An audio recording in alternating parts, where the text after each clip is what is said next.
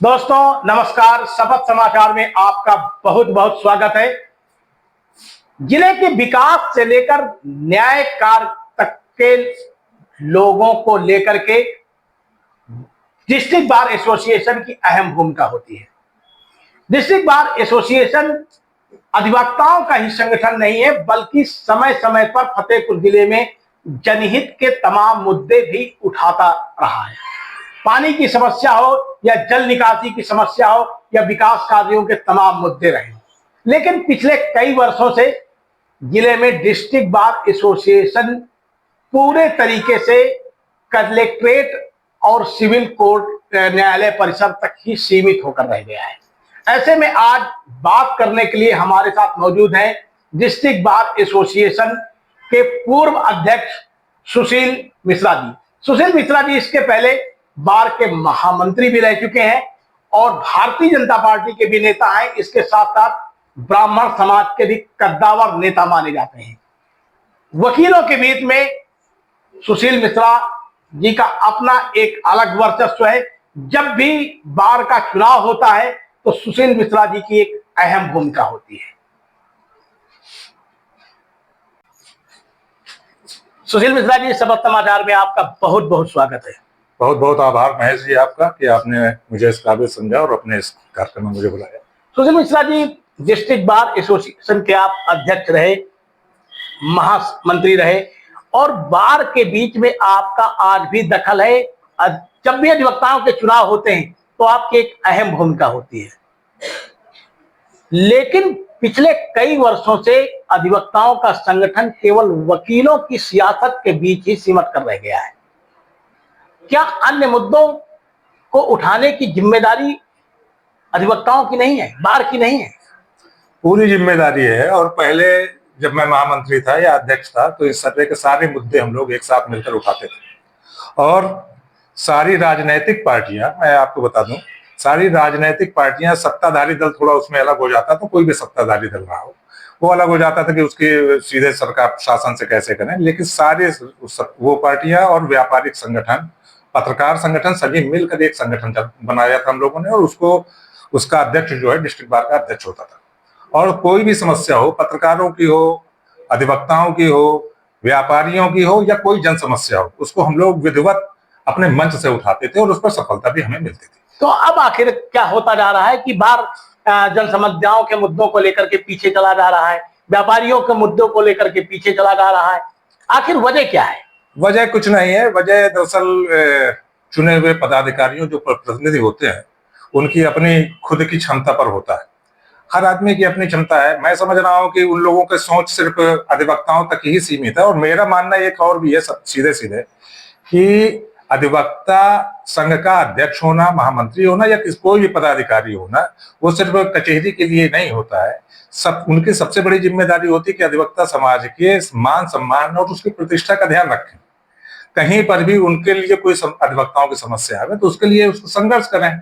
तो जब वो अधिवक्ता, आज तो स्थिति ये हो गई है कि सब अपना अपना खेल चल रहा है, अपनी अपनी डपली, अपना अपना रात, कोई आदमी दूसरे की तरफ ध्यान ही नहीं दे रहा। अधिवक्ताओं की समस्या पर ध्यान नहीं दे रहा तो व्यापारियों अधिवक्ताओं की किस तरीके की समस्या? अधिवक्ताओं की तमाम तरह की समस्या होती है, क्योंकि अधिवक्ता किसान भी होता है, अधिवक्ता पत्रकार भी हो सकता है, अधिवक्ता व्यापारी भी हो सकता है, उसके परिवार व्यापार में हो सकता है।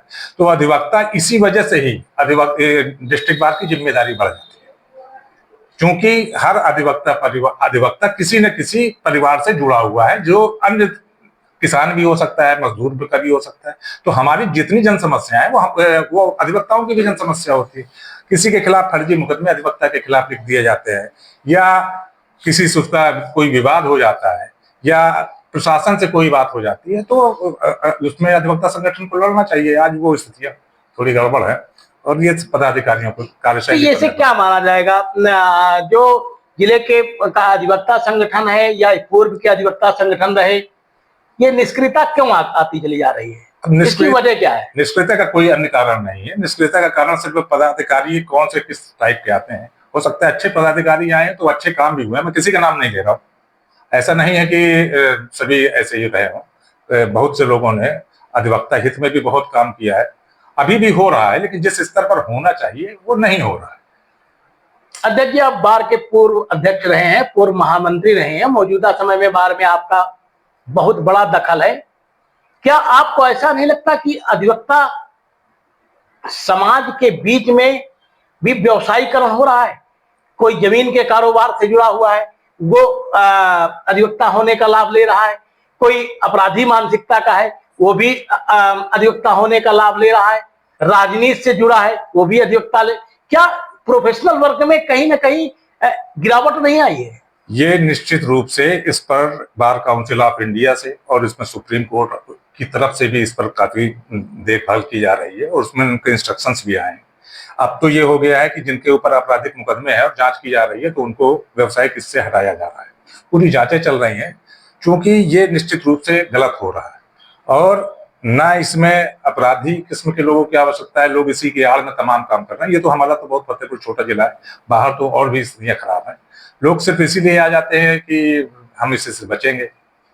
कोई अपराध भी करते हैं या अपराध या कोई मुकदमा लगता है तो हम कचहरी में आ गए तो हमें शरण मिल रही है, तो ये निश्चित रूप से गलत है। इस तरह के लोगों को निश्चित रूप से यहाँ से हटाया जाना चाहिए और इस पर हमारी बार काउंसिल ऑफ इंडिया और bar council of Uttar Pradesh ये पूरे गंभीरता से इस पर चल रहा है, इस पर पूरे वेरिफिकेशन चल रहा है। इसीलिए हमारे यहाँ सीओपी का सिस्टम किया गया कि जो लोग वकालत नहीं कर रहे हैं उन लोगों को किससे हटा दिया गया और वो लोग काफी हद तक हटाए भी गए, लेकिन अभी भी उसमें सुधार की जरूरत है। और आप भी तो बार के अध्यक्ष रहे, आप भी बार के महामंत्री रहे, ऐसे कितने लोगों को जिले में चिन्हित किया?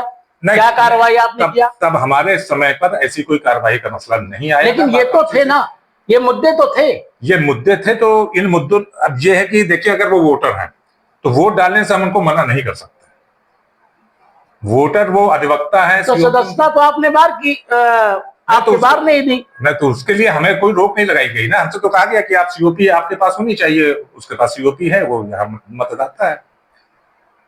अब आगे भविष्य के लिए भविष्य में निश्चित रूप से इसमें सुधार होना चाहिए। ऐसे लोगों को बिल्कुल दरकिनार किया जाना चाहिए। मैं तो यहाँ तक कह रहा हूँ कि आज कचहरी में पोजीशन ये हो गई है कि लोग कोट और बैंड लगाकर वकील भी नहीं है, अधिवक्ता है ही नहीं, और वो आकर यहाँ पर खड़े हुए, इनको भी चिन्हित किया जाना चाहिए। कुछ लोग तो तमाम ऐसे लोग हैं जो अधिवक्ता नहीं है, कोट पहने हुए हैं, इसीलिए सीओपी का मामला आया, इसीलिए और भी चीजें हैं चिन्हित की जा रही हैं। तमाम लोगों का प्रयास हो रहा है कि नहीं इसमें से खत्म हो, लेकिन अब समय लगेगा और ये होना चाहिए। अध्यक्ष जी, जनहित के मुद्दों की अगर हम बात करते हैं जी, तो जनहित के मुद्दों में तमाम ऐसे मुद्दे हैं जिससे कहीं ना कहीं अधिवक्ता समाज भी प्रभावित होता है। क्या ऐसे मुद्दे बार की तरफ से उठाए जाने चाहिए? बिल्कुल उठाए जाने चाहिए, उठाए जाते रहे हैं। फतेहपुर में जब मैं महामंत्री था तो यहाँ एक पानी की बहुत बड़ी समस्या हो गई, तो उसमें हम लोगों ने बाकायदे हमारी अगुवाई में हमने जल निगम में धरना दिया था, उस समस्या का तुरंत समाधान हुआ था। यहाँ पर उसी समय का ही एक किस्सा और बता रहा हूँ कि एक महीने यहाँ रजिस्ट्री ऑफिस में काम नहीं हो पाया था, 35-25 दिन काम बंद रहा था। पूरे जिले के अंदर एक रजिस्ट्री नहीं हो पाई थी, सिर्फ इसलिए कि सर्किलेट अपने मनमाने ढंग से बढ़ाया जा रहा था, उसको फिर संशोधित कराया गया था। बिजली की समस्या रही होगी तो बिजली की समस्या का भी हम लोगों ने समाधान किया। अगर यहाँ अतिक्रमण का जब मुद्दा आया था, हम लोगों को कोई ऐसा नहीं है कि देखिए बार को उठाना चाहिए और बार के हम आज पद में हैं या नहीं है, इसका मुद्दा नहीं है। हम अधिवक्ता समाज में हैं और देश के नागरिक हैं, जिले के नागरिक हैं, तो हमको अपनी समस्या उठाने का पूरा अधिकार है। हमने बीच में भी यहाँ पर जब अतिक्रमण का मुद्दा चला था तो उसमें तमाम अधिवक्ताओं को लेकर हमने तमाम धरना प्रदर्शन किए थे।